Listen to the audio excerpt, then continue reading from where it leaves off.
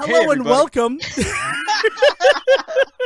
to the Say Report. I am your host, Devon Decker, and joining me, my host companion, Sejohn Sarowick, who I believe I cut off. No. I was employing the cough button. Sorry. Intended purpose. Ooh, what's nice. going on? I don't have a cough button. Spoilers. I took a sip of water just before we started recording, and then I couldn't tell if you were going to start or not, so I thought, oh shoot, I should start. At the same time, my mouth thought, but also swallow. So... And the reason why Sejohn feels this way is because all cards on the table, though we are not sponsored by Plungerhead, I drank a bottle of Plungerhead 2014 Zinfandel before we began recording. I also ate 3 shrimp tacos and am now enjoying some Reese's Pieces and regular purified water from Price Right. Ew. I mean, if you're going to drink anything on top of shrimp tacos, a white wine probably isn't the worst choice. It was strange. I actually think it was a red wine. Oh, yeah, you said. Because white Zinfandel is like that beautiful rosé color, and that's what I thought. But then as I was drinking it, I could see through the bottle, and I'm like, this is clearly a red wine. It was a gift, and I'm like, you know what? If I don't drink it now, I'll never drink it. And what better time to drink it than before I do the Say Report? So just so everyone out there in podcast land knows, we have established a safe word. And that is inspired by the fact that Sejohn, the last time he was in my house, was it the last time you were in my house? I don't think you've been back since. Yeah, no, probably not. Why would I come back after the... after the gincident? As it has been lovingly referred to in this house ever since. All right, so a little bit of backstory. The Decker family, every year for the winter solstice, has a huge gathering at Decker Base 13, which we, lovingly call our home. And the year that Star Wars Episode VII came out, we invited everybody. Like, it was the largest group of people that had ever been at our house for this solstice party. And the reason behind that was Dale and I thought it would be fun to record a podcast during this party, speaking about everybody's thoughts and desires and wishes for not only Episode 7, but going forward. Am I off base at all, Sejohn? No, not yet at all. I'm waiting for the... So, about an hour in, like an hour went by without any problem. Sejohn had brought over a bottle of gin. No, Sejohn brought over whiskey. I don't know where the gin came from, but a bottle of gin was in the recording space that we were using. And I was out of alcohol. I did not have I really thought for a second you were about to lay this all on me. No. I somehow brought the offending gin. No, can I speak? I'm going to speak honestly for a second. The whiskey that you bought for a long time was the whiskey that we were doing shots of on Two Friends on a Couch. And not the same bottle. Like, Nikki, just like through all congruence and coincidence, had bought the exact same bottle of whiskey that you brought to that solstice party. So, like, every time I did it, I thought of you, which really is like the reason why we do a podcast now together. So that evening, I was out of alcohol. I did not have anything to drink, but there was this weird bottle of gin just hanging around in the basement. So I, in my infinite stupidity, and that's what it is, who would have thought that Devon, having drunk an entire bottle of Zinfandel, would give a PSA on safe drinking, thought, you know what, I can deal with gin, right? Gin isn't going to be a problem. And I proceeded to fill a 16-ounce pint glass with gin, just right to the brim. And I picked that gin up, and I downed it. I did it like a shot, which, if you want to talk about what a shot is, it's 2 ounces of alcohol. So if there's 16 ounces of liquid in this glass, I did 8 shots of gin. It was like watching a caveman just sit down at a bar, pour an entire bottle into a glass, and then just take it like a shot. It was the most Cro-Magnon thing I've ever seen in my life. And that is why I'm an alpha and not a beta, whatever anyone says. Because Cro-Magnons are not betas, right? Man, no, there you go. So oh man, the episode title was going to be not sponsored by Plungerhead, but it might be Cro-Magnons are not betas. Oh Anywho, man. so I do that shot of gin, and gin is one of those alcohols I have like zero experience with. I've done vodka, whiskey, rum, tequila. Tequila, for most people, it is like their kryptonite alcohol, but tequila to me, that's just a Sunday night. Yeah, tequila. No, tequila's good. My big one, though, oh man, a way to start with the gin, by the way. Let's just try an entire glass and see how I do. Man, vodka, though, for me, like plain and simple. And it solely comes from bad drinking habits in college. Like in college, it is you didn't drink before? Here, try this drink. Like that's what you. So as somebody that didn't like go too crazy in high school, getting into college, vodka was all I ever had in me. And so now I cannot touch vodka. It has to be like some of the most expensive, best stuff. And just like, when am I ever around that? Right? Exactly. I'm not James Bond. I'm not doing Belvedere in my martinis. No, it's true. Like, everybody has that alcohol that is their kryptonite when it comes to drinking. And mine, without question, is gin. As we discovered. As we discovered that evening. Because, and I will loop it in at the end of this episode because it was all recorded. That's really the worst part of it. But as someone stated, Devon was getting obnoxious. And I mean obnoxious for Devon. Sejohn is there. He is laughing. It is rising to a crescendo because I'm an in-your-face personality, and if you're not used to that, I'm probably pretty obnoxious to you. Would you agree, Sejohn? Sure. Yeah. There are so many other ways of putting this, but let's go that roundabout way. You're not the one who said that. Someone else said it, and I will definitely, after Will talks, I will put in that beautiful little soundbite that I ripped from that, because we talked for like 2 hours about Star Wars Episode VII, and then none of it was usable because I got drunk on gin and then broke a plate. just smashed it. I like it. Oh my god! There were no more cherry cheesecake bites, and I'm like, I'm done with you. Do you know what the worst part is about all of this, man? Is every time you tell this story, I get this worse and worse feeling that I think that might have been the best thing I personally ever recorded. Like, the conversations that we had, the running jokes that we developed in 2 hours, everything that happened at that table felt like everybody was just on fire. Even all those people that kept coming in and out were perfect. Like, they would come in, say a couple of things, exactly what we needed them to say, and then they'd be gone. It was this amazing thing. And then the second that you broke that plate, I was just like, oh, this is it. This doesn't exist anymore. I mean, I still have the audio files, the raw audio, if you want to take it and learn how to edit. I mean, no, but okay. So that being said, I have drank an entire bottle of alcohol, and we have developed a safe word.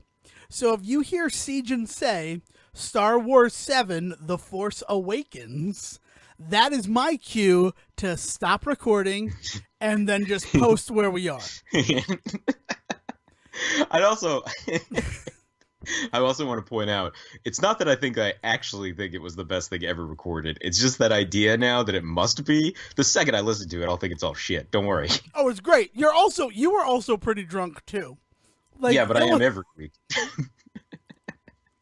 That's true. That's very true. That night was exceptional though, because I knew what I was doing. I knew we were coming over to do this thing, and man, I saw Star Wars. At that point, I had seen it 3 times, I think, already in theaters. Dude, I had seen it. My Star Wars. This is perfect too, right? Like, I thought, like, oh, what a weird thing to talk about. But a week ago, like, we were recording, so we didn't get a chance to watch it. The Star Wars Episode VIII, The Last Jedi trailer came out. Mm-hmm. Like, the one that people care about. The one that makes nerds watch football came out a week ago. Yeah. Yeah, man. Have you seen it? I haven't seen it yet. I didn't watch it. Perfect. No, I refuse to watch it not in the theater. I was watching the football game too because I got roped into a fantasy league, which we'll talk about at some point this year, but not today. But yeah, so I was actually watching the football game and then missed the trailer. Oh, perfect. That is perfect. Yeah, I haven't seen it yet either because I refuse to watch any trailer not in a movie theater. which will actually come up right now, really. So that's it. So I am drunk on a bottle of wine. Sejohn has a safe word. Welcome to the Say Report, episode 39. Cro-Magnons are not betas. None of Sejohn? us have seen the Star Wars trailer. that's going to be the subplot for this entire... that's a subplot, right? Like, know that everything that we say is in no way affected by our viewing of the Star Wars Episode VIII new trailer. Yeah, so with that in mind, Devon, Woody Woodpecker's super weird.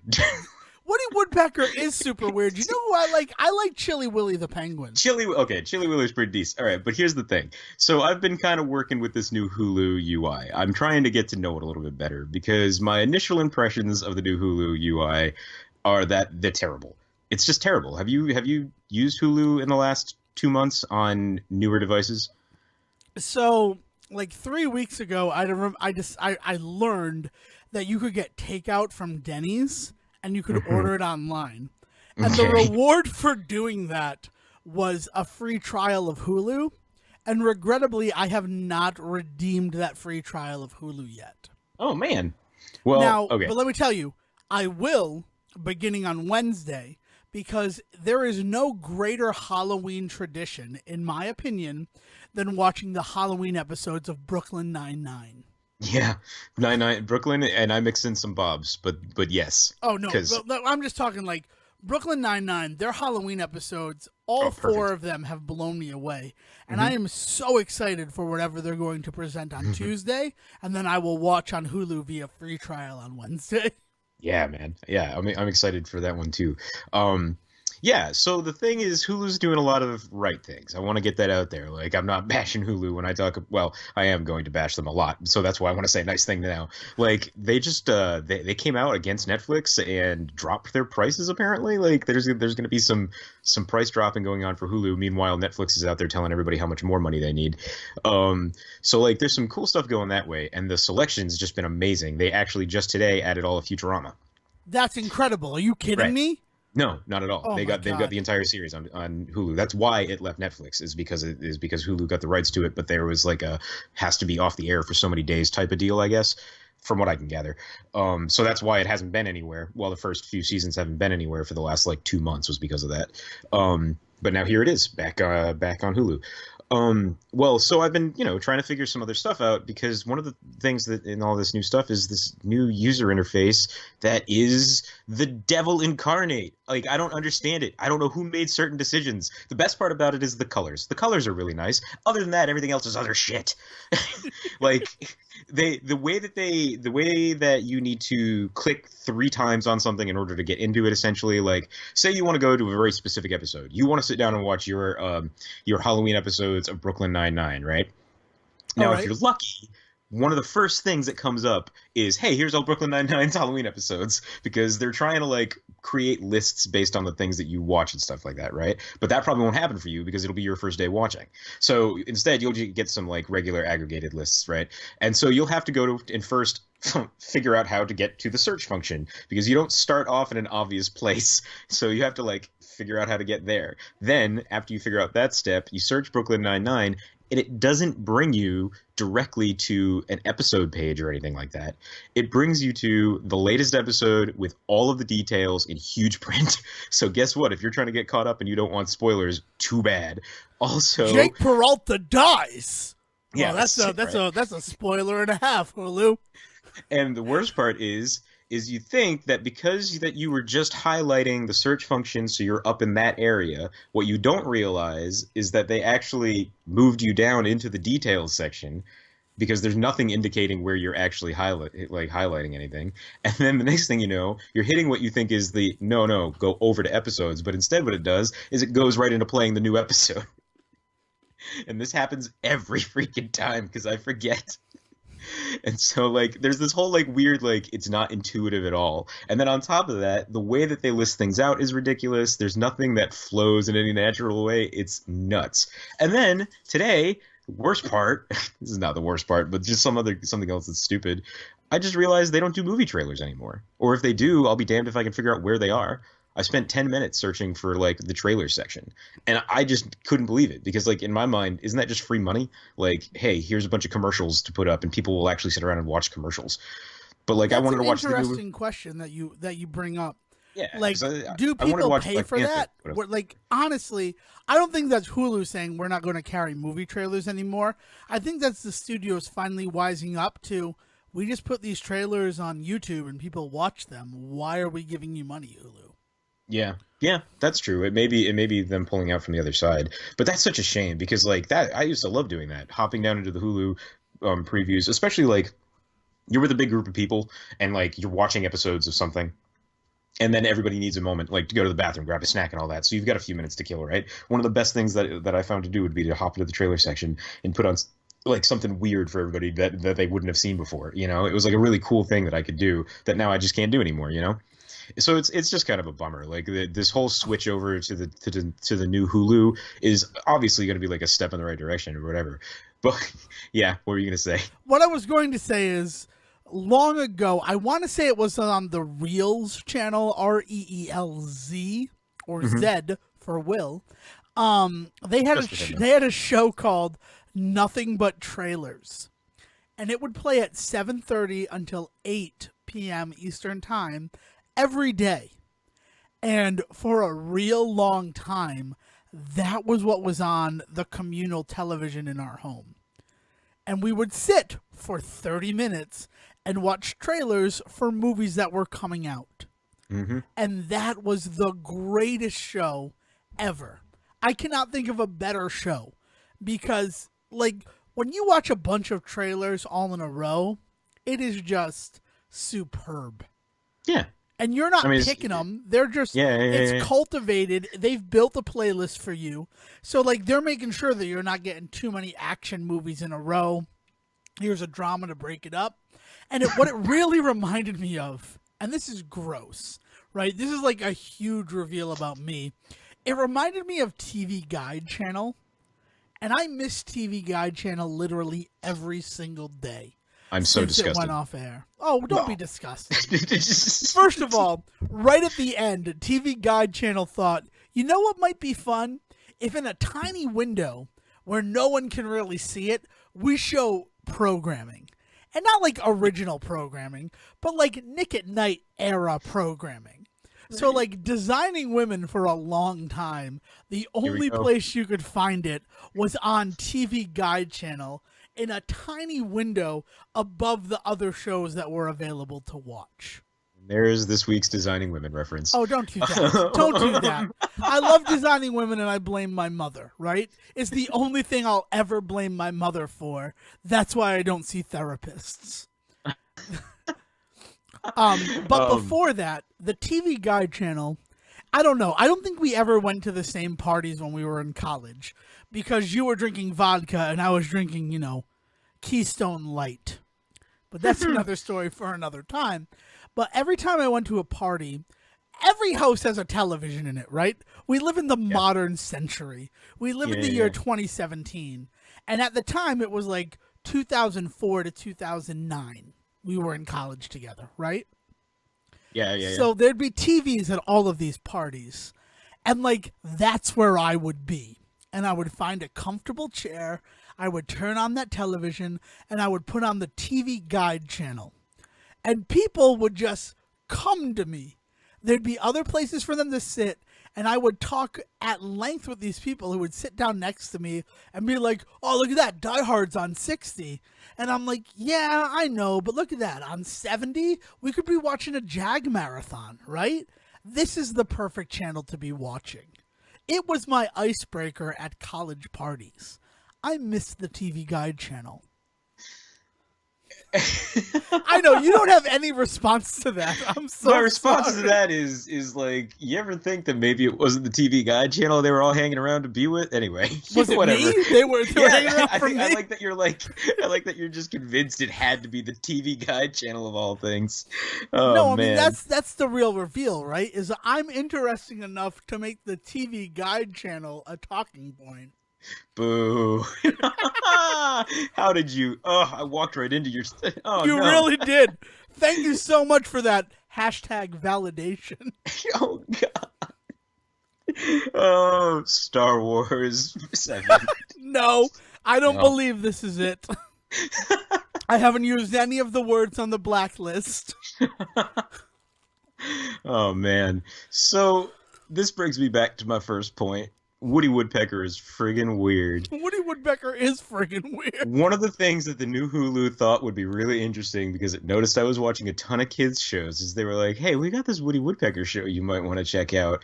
And I have no idea why in their right mind they think any human wants to watch this show.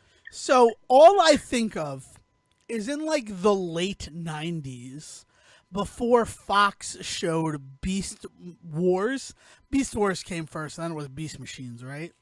Mm-hmm. That's a Zach question. I'm gonna get a response on Twitter about this as to which came first. But the one that happened while they were on like prehistoric Earth, and that's why they all had to take animal forms. I believe it was Beast Wars. Beast Wars. I think that's Beast Wars. Yeah. Before Beast Wars was the show I watched while I was waiting for the bus. The show that was on was the Woody Woodpecker show. That's the exact one. It has to be that 90s. like 90s Woody Woodpecker show. Yeah. Which was ridiculous. Even as an adult, like 20 years later, I look at that show and I'm like, this is not appropriate for children. What are you trying to do? It's not appropriate for and they anybody, paired man. it with, of all things, the new Pink Panther Adventures. Oh.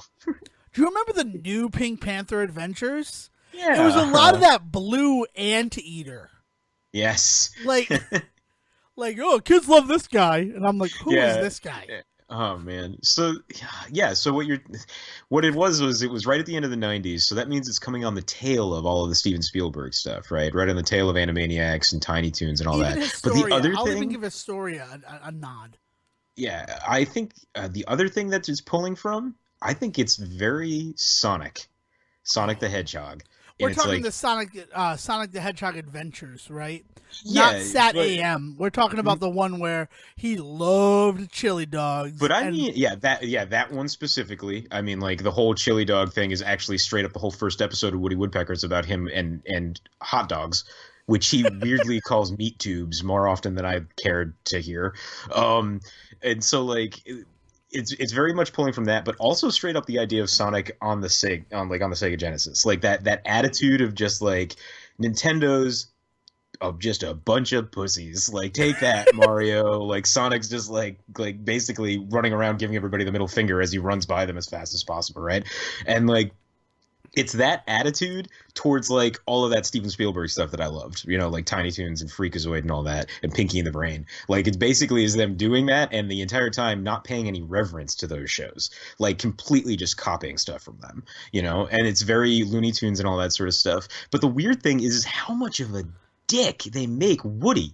Like he is the worst. He's not redeemable in any way. So like the very first episode, as I was saying, like they make it all about hot dogs. What it is he buys a hot dog stand off a dude and then runs this like villainous character that we're supposed to believe is the a villain. Walrus, but really, right? Is the Walrus the villain?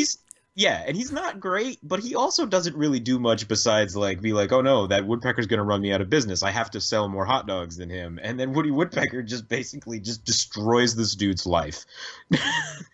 And then later in the episode, we see him in Woody Woodpecker being scolded by Mother Nature. That was a whole other level I didn't know I wanted to go to. But Woody Woodpecker being scolded by Mother Nature for not poking enough holes in trees. That's the setup for this cartoon for children. Woody Woodpecker, you get out there and you poke more holes in trees. If there's not 1,000 holes by the time I'm back, you're, I don't know, a cooked goose?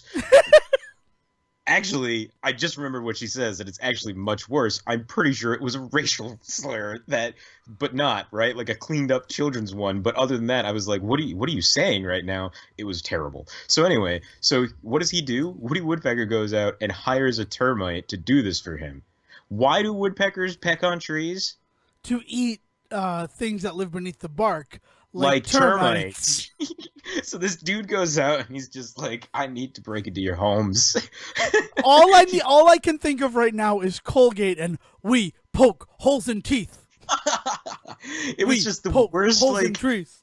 it was just the worst setup for a cartoon with no payoff. Just a bunch of just Animaniacs style goofy like pop culture references. Except that Animaniacs was working, first of all, much more intelligently, but on top of that, also with the backdrop of Hollywood and like the idea that they were on the movie studio, so that made sense.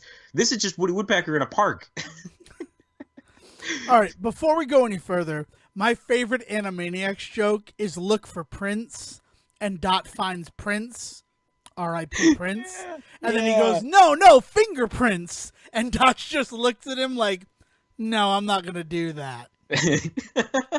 That's the best Animaniacs joke ever, hands down. Also, that Woody Woodpecker cartoon. That damn Woody Woodpecker. That Woodpecker. God damn you, Woody Woodpecker. He had like a niece and a nephew, didn't he?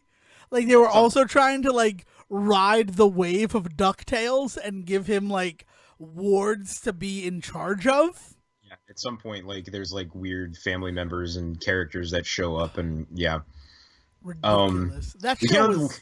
Oh. The worst part is I think that with the humor, the real reason the humor didn't work for me, besides being completely disconnected from anything, they didn't go as far. They wouldn't go with a bit. Like they would start a joke and then back away from it. So he goes to a doctor, and it's supposed to be this goofy animal doctor. This is where he gets the termite, right? And the goofy animal doctor he goes to looks like Don Knotts. Like it's straight up, you know what I mean? Like it's the straight up. I mean, yeah. It's like this straight up like, oh, Animaniac style, they're going to insert like a famous character that's going to be really goofy and funny as an adult because I get this reference that my kids don't get, right? But then they don't do anything with it. Like he's Don Knotts, he's even got a little bit of a Don Knotts voice, but then he doesn't do anything slapsticky. He doesn't make any like weird what do you call it, self-deprecating jokes or anything like that, like so it's just like, what was the point of making him this styled character? It'd be like having Jack Nicholson show up and have him just be like, okay. And you're just like, no. Oh, so it'd be like 1989's Batman. Oh, that's right. Come on, Tim Burton, come at me, bro. Oh man. No, I know exactly what you're saying though. Yeah, that show was like really, we want to ape the style of this show, but we don't want to alienate anybody. We want to play it as safe as possible. Well, and then why Woody Woodpecker? Like, why is that? Because clearly they had the idea first of, hey, let's make a show in the style of like Animaniacs. Now that all that stuff is starting to slowly kind of die off, right? Like, let's see if we can pick up the scraps right at the end. And like, that's clearly the first thought with this show. It was only then that somebody said, but what do we use for a franchise? Because right? At the end of the 90s, and I don't know if you recall this, but like all of those shows that, well, first of all, Looney Tunes came back in a huge way because Nickelodeon was playing them literally all the time. Like if it wasn't an original Nickelodeon program or David the Gnome, it was Looney Tunes. Like I don't know if you remember those days of Nickelodeon where like all you could see was Looney Tunes. Yeah, and then you have Tiny Toons hit, right? So it's like, all right, kids are really connecting with these characters, but instead of like building this world out of a world, why don't we use these existing characters who have at this point faded into obscurity and probably like really cheap licensing fees, right? Like to do a new, I mean, I think the Pink Panther, when I think about exactly what you're talking about with Woody Woodpecker, I think about the fact that like in 1995, we got a Pink Panther game for Super Nintendo. Do you remember that game? Yeah, man. Like, that game is crazy. You have to walk. I never understood this in video games. Not just Pink Panther, but, like, there are a bunch of video games. Like, I think Rescue Rangers and Pink Panther, and I can't think of any others right now. But, like, correct me if I'm wrong. There was this huge theme of you are locked in a freezer, and you need to get out of this freezer before you freeze to death. Like, I mean... Like, that's, like, I'm like, why is this, like, video games, and I want to say it was, like, 94 to 95, right? Like, that real sweet spot. Where, like... You're talking about the trapped room puzzle in general, or are you talking about that specific, like... Like, that specific trapped room. Where, I think that... I think one of the things is that's just an easy one for kids to understand, because I do feel like that scenario pops up so much it's a trope. Like locked in a freezer is definitely the trope, right? But I mean, like it even happens to Monica in an episode of Friends and like things like that. So like I think that comes more from it's just an easy, quick way to convey like isolation and time, right? Like are being a factor without having to like move them to a completely different country. It puts them in a new environment like immediately.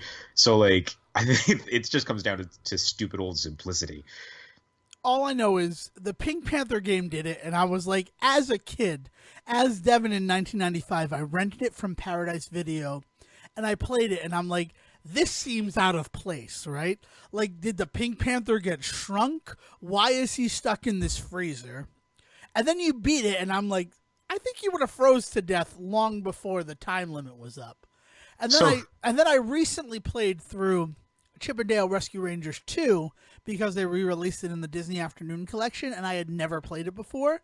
And there's a level where Fat Cat locks you in a freezer, and you need to get through it. But, like, the thing that really sticks with me, and the reason why I'm bringing it up now, is because just because you go from point A to point B in a freezer doesn't really change the fact that you're locked in a freezer. You're still locked in a freezer. Yeah. So the licensing stuff, it comes real cheap for all of this stuff, for these video games, for these shows, and all of that sort of thing. So you're totally right. Like, it just comes down to the idea that they wanted an existing franchise, but one that they wouldn't have to spend too much money on. It's just weird that they landed on Woody Woodpecker, man. Because, like...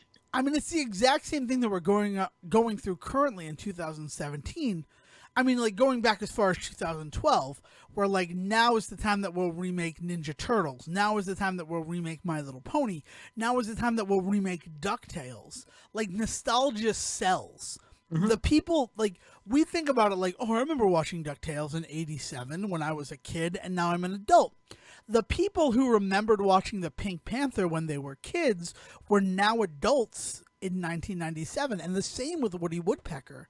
And that is why they're like, yeah, we have a built-in audience from all those people who watched it in the 70s. But that's upsetting, because what built-in audience was going to be happy with that final result, right? Like, that happens all the time, though, where you're just like, why are you doing this? Like, you have a built-in audience that you're now alienating, and your show isn't good enough to pick up new audiences, so it just falls on its face. It's just weird. But well, yeah, I think that comes from what it comes from.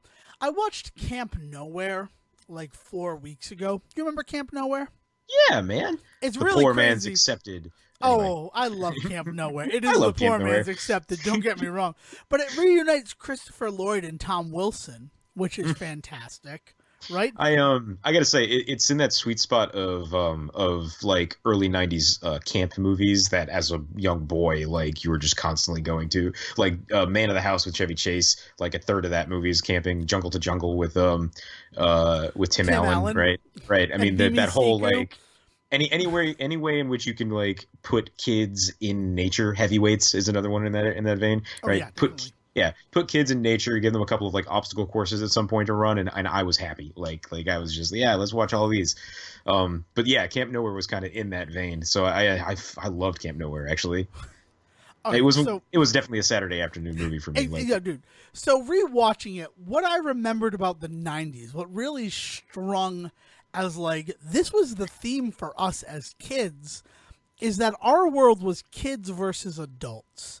Adults were the villains. Mm-hmm. Like, they were presented as villains to us as kids. And it made sense, because, like, Nickelodeon was, like, the kids' network, right? Like, parents can't watch, because parents don't know what it's like to be a kid. Right. It was this whole, like, antagonism, right? So there was this definite disconnect in, like, the media and in the story they were telling about, like, what is for kids and what is for parents. But, like, those parents who have that built-in audience, right? Like, if you were watching Looney Tunes, right, that was because a parent was in charge of your remote control and was like, oh, I remember Bugs Bunny, that's fine for you to watch. And, like, even though you're 100% right that, like, no one probably enjoyed the late 90s Woody Woodpecker cartoon. And if you did, please reach us out on Twitter. I'd love to hear from you. But if those people didn't enjoy it, but their parents were, like, on nostalgia alone, tuned to that channel. And then I didn't care that Woody Woodpecker was on because I was still seeing toy commercials for things I actually cared about. Yeah. Man, it's just like, it's one of those things where I'm so happy that we care now what kids actually consume, because as a fellow consumer, I like having these options out here to watch this sort of stuff and enjoy it. We haven't talked about the new DuckTales at all since we did our like commentary episode of it. I don't know. That's have you true. been watching it? Have you been watching yes. I watched, let's see, I watched the first two. I watched up to the Beagle Boys coming into the story. Okay. So you've missed and then an I episode missed like that was 3. 100% a Warriors remake. That was excellent. That's amazing. And I am sad that you haven't seen that one. No, I haven't seen it yet because there's actually something going on with that Disney XD app on my Fire Stick. It's not talking to the provider properly or something. Oh, I don't know. Man. I'm Yeah, so sorry. They also did once one, I get that back, I'm gonna marathon the hell out of that show. They also did one that revisited the Terrafermians. Do you remember the Terrafermians? Oh man, yeah. Huge, beautiful revisit to the Terrafermians. But this last week's episode, right? And slight spoilers, mostly for Sejohn. And if you're listening, I'm sorry for the spoilers. They redid an issue of the Uncle Scrooge comic books from like 65 That's with this awesome. week's episode. I don't remember the exact issue, and I do apologize for that. But in it, first of all, Gladstone Gander shows up as a character.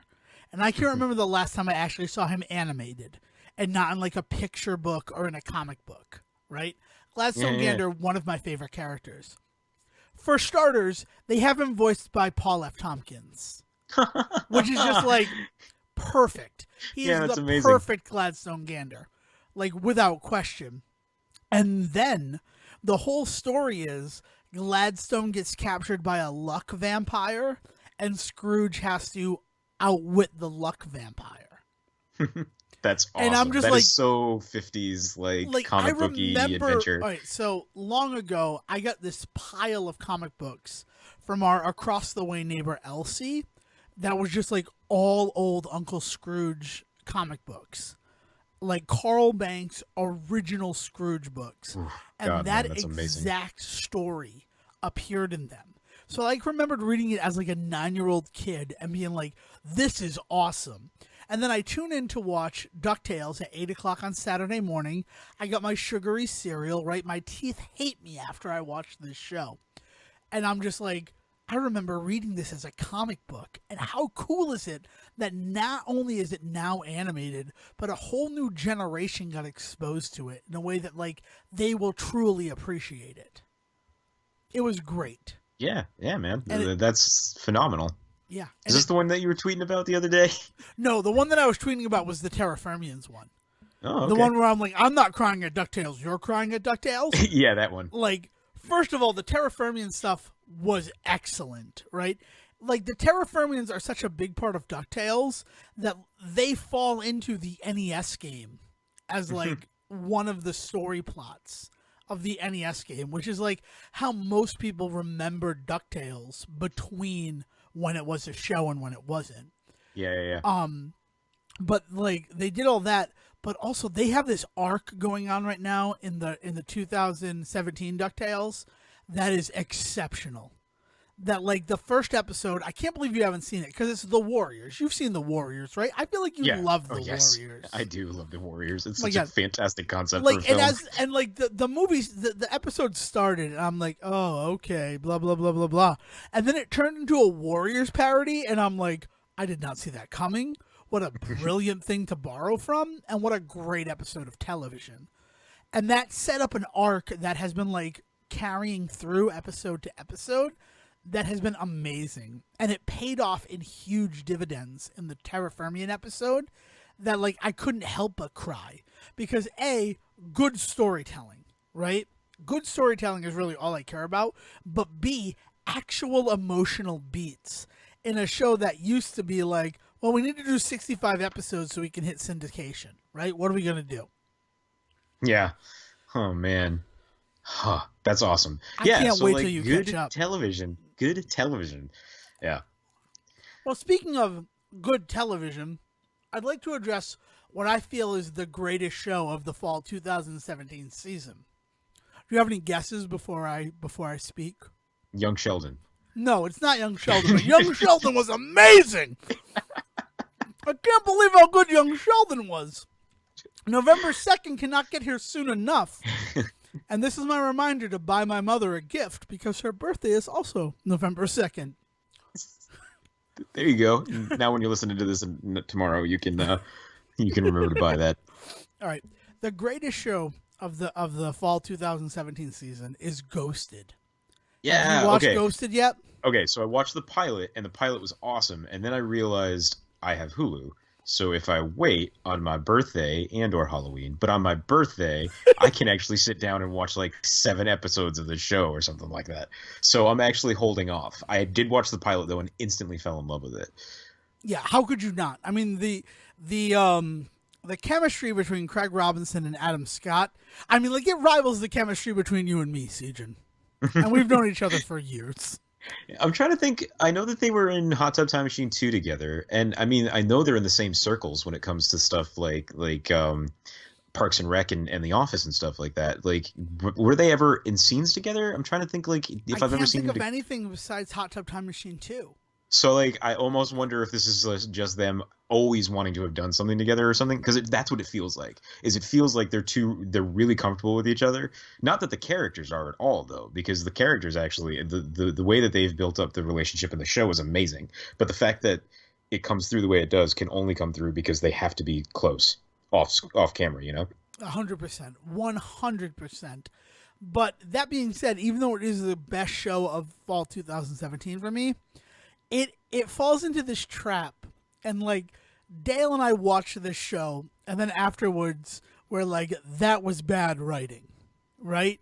That's all I can think is like, that was bad writing, because the show was 100% coasting on this chemistry between its two stars, but like, it's enough for me to say it's the best new show of 2017.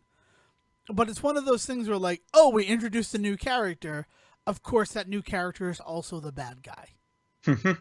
Right. Yeah, no, there's a lot of that sort of obvious stuff going on, but I think that, I mean, some of it makes me wonder, and I'm trying to think of how to say this. I don't think they're succeeding at it. If you feel like it's bad writing and you're not picking up on it as intentional, then clearly they're not succeeding in what they're trying. But a lot of what I saw in the pilot felt like that was supposed to be the whole point, right? Like they're playing off of these tropes that you're aware of, and I'm hoping that at some point they start turning them a little bit. Right, that hasn't happened yet. There's only been 3 episodes, so like I'm expecting a lot from 3 episodes of television. Oh, right. But the fact that that trope, I want that to happen exactly. Yeah. Like every episode has been very much, oh, okay, here's A, here's B, here's C. I want it to punch me in the face, and honestly, the end of the 3rd episode punched me in the face. Nice. And the gut. And I'm still right now struggling to get my breath back regarding Ghosted. That's awesome. That's good to hear, because like I really enjoyed what I saw in that first episode, and the potential that is there for like really good, interesting stories. The setup with Adam Scott's wife or girlfriend, I can't remember. Wife, yeah. The setup with Adam Scott's wife, the history with Craig Robinson's characters, like history on the police force and all that sort of stuff. Like it all seems pretty awesome. And side characters, like there's not a lot of it going on in the first episode, but it seems like they've got some really good backup. You know, they have some great actors there in the backup, and they have started to allow them to have more than Adam Scott and Craig have. Good. So I can't wait till your birthday, or what was the other one? Thanksgiving? Like those? No, Halloween. Halloween. Yeah. You're going to have some great episodes of Ghosted to binge through, and I'm a little jealous that I'm watching in real time, because I can't imagine how great it would feel to just sit down and experience it all at once. Yeah, it strikes me also as the kind of show that exactly what you're talking about is that it feels like there's going to be a lot of build to what they inevitably become as a show. And so what to you feels really frustrating right now won't be frustrating to me, because I'll get the bulk of it, right? Unless it hasn't gotten there yet, in which case I will be extremely frustrated. But I'm sure that there'll be something to latch onto by then. Dude, based on the way that the 3rd episode ended, you're going to be satisfied. And I'm very excited for you. Yeah, man. Super cool. I've been spending my time watching Halloween movies. That's my big thing right now. And like there's a caveat to that. They can't be scary movies because So I've movies got set at Halloween, but not not horror nec- films. not even necessarily set at Halloween, but movies that are creepy enough that you could watch them for Halloween, but not necessarily. So my big example was last night I introduced a housemate to Beetlejuice. They had never seen it before. And so we hung out and we watched that yesterday. And Goosebumps, but that was more for me than it was for anything else. Although that Oh, is you really mean good. Jumanji 2? My mother, hand to God, this is not me embellishing for the podcast because, spoilers, I do that. My mother, when we went to see Goosebumps, walked up to the ticket counter and said 3 for Jumanji. That's amazing. And the girl was like, what? And she's like, oh, I'm sorry, Goosebumps. It's But it was totally like- Jumanji too, though. It totally, well, I mean, Zathura is Jumanji 2. So it's more like Jumanji 3. But like my mother, Didn't Jon Favreau do Zathura? I don't know. I think he did. I believe that he did. Zathura is a great movie. Yeah, But it it is. is 100% the follow-up to Jumanji. Mm-hmm. But my mother, like, without, like, there was no irony in her voice. As far as she was concerned, Goosebumps was Jumanji 2. Because she had seen trailers and she was, like, excited to see it. And she walked up to the counter and was like, 3 for Jumanji 2. And that girl did not know what to do. And, like, Dale and I are sitting there, like, and we're like, Goosebumps. She means Goosebumps. You She's like- probably broke that poor girl's heart. I mean, if she's human like the rest of us, hearing that there was a Jumanji 2 would have been amazing, and then instantly finding out it didn't exist would have made me Well, it cry. comes out this December, and it stars Well, The now- Rock and Kevin Hart. Yeah. And I'm so excited. Anyway, I'm sorry. excited yes. too. But like that was like one of those moments. You're right. Okay, so go to I actually cut you off about Halloween movies that are not horror. Yeah. So it's been a little bit of a fun challenge trying to like figure out like exactly what kind of movies will work for this, right? So we've been trying to find some weird stuff, and one of the thoughts I had was like Roald Dahl's The Witches and things like that. Like really good like kids scary. But the one that I ended up coming across last week, I completely forgot I owned, was Will Vinton's like Cavalcade of Horror or whatever it's called, scary movie nonsense. But do you know? So do you know who Will Vinton is? I have no idea who you're talking about in this moment. Will Vinton is the dude that created the California Raisins. Didn't he just like pass away? I think so. I think in the last like few years at least. Like there's a it was pretty documentary recently. about him now. Yeah, As so like the this father is- of claymation. Yeah, this is the dude that kind of really got the ball rolling on at least the idea of commercializing claymation, right? And so one of the other projects that he used to do is he would do these holiday claymation movies. So I've got an Easter one, I've got a Halloween one, as I just said, and then there's my favorite one, which is a Christmas one. And the Christmas one's phenomenal because it's just music videos for Christmas songs, but done by all sorts of different artists.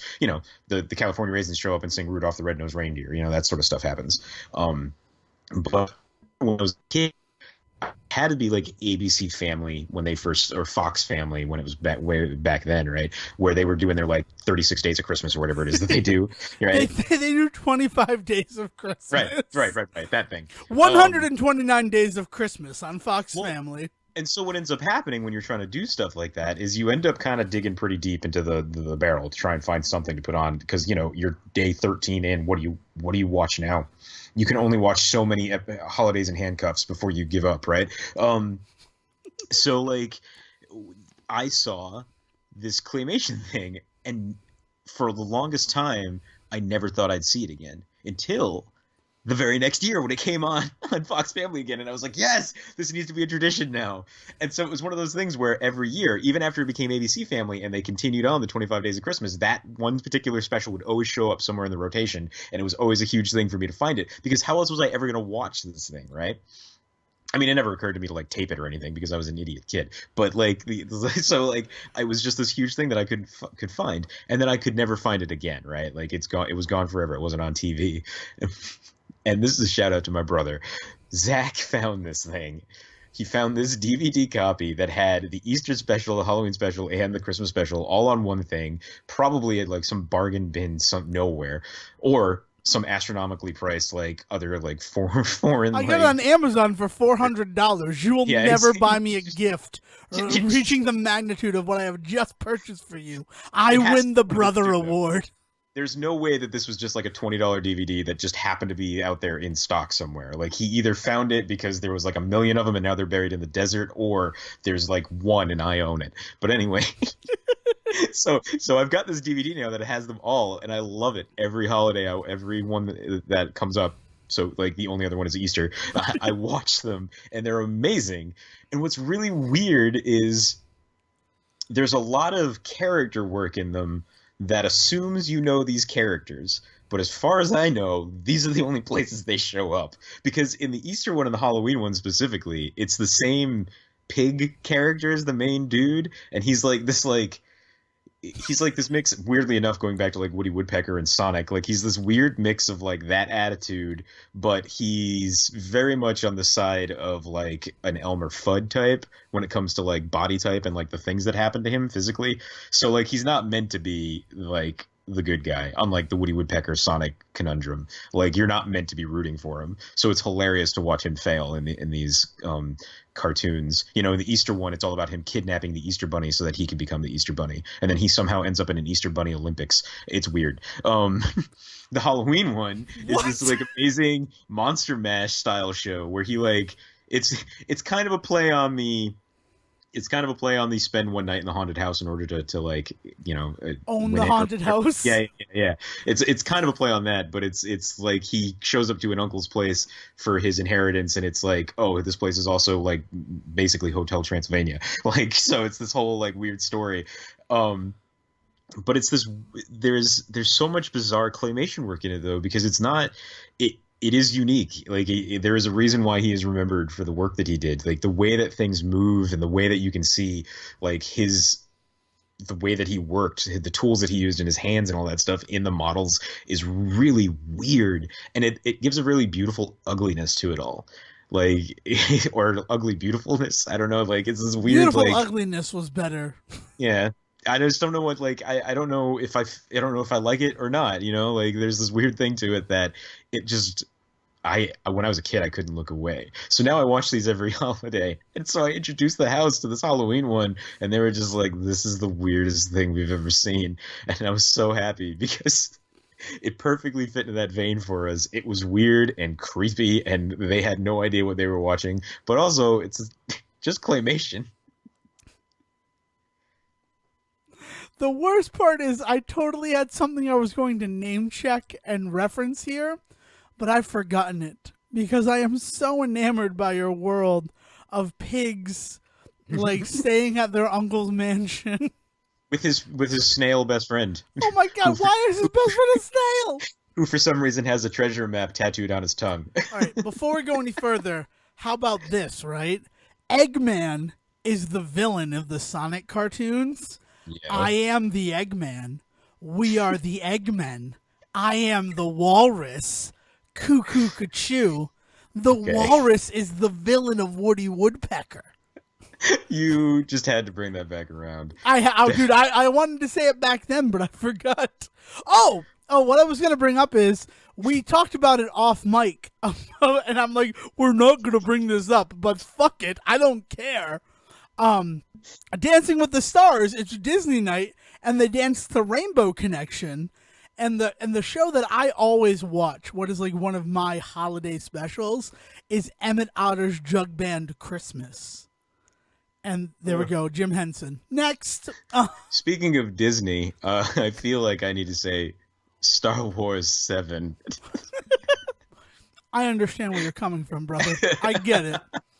You didn't say The Force Awakens, so you fucked up our own safe word. Star Wars VII, right. The Force Awakens. So what I will say, in the same vein of Halloween, I have been playing Symphony of the Night like a crazy person.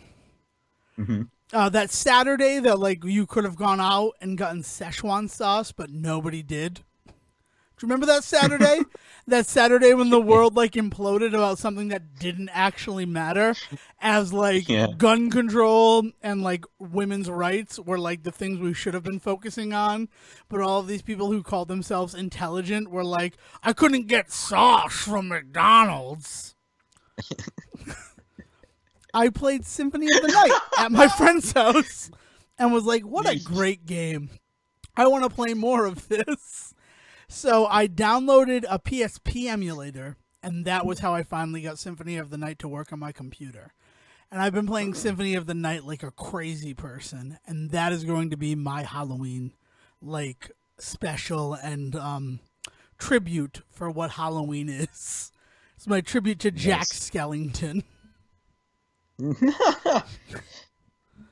I don't know. God. I'm just saying it. Symphony of the Night's a great game. I've been playing it like a crazy person.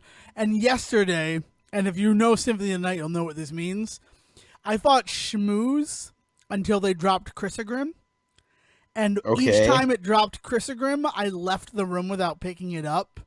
And if you don't know what that means, a Shmoo has like a 256 to 1 chance of dropping that weapon. So I wasted a lot of time yesterday trying to get this sword from them.